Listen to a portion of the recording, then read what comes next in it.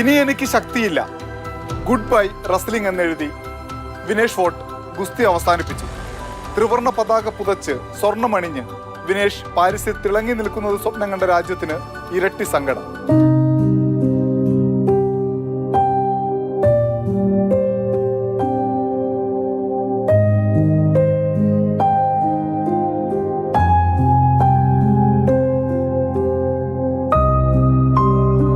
വെള്ളി മെഡലിന് അർഹതയുണ്ടെന്ന് കാട്ടി വിനേഷ് നൽകിയ ഹർജി രാജ്യാന്തര കായിക തർക്ക പരിഹാര കോടതി സ്വീകരിച്ചു.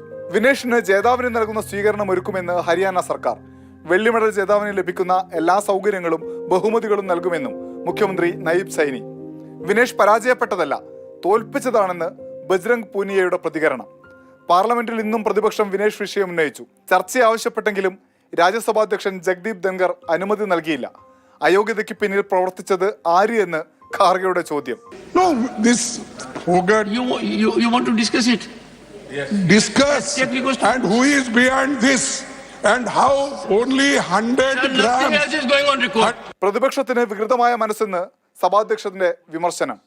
Your conduct is ugliest in the house. You are shouting at the chair. I condemn your action. Next time I will show you the door. പ്രതിഷേധിച്ച പ്രതിപക്ഷം സഭ വിട്ടിറങ്ങി. ഡൽഹിയിൽ നിന്ന് അനൂപ് ദാസ്, മാതൃഭൂമി ന്യൂസ്.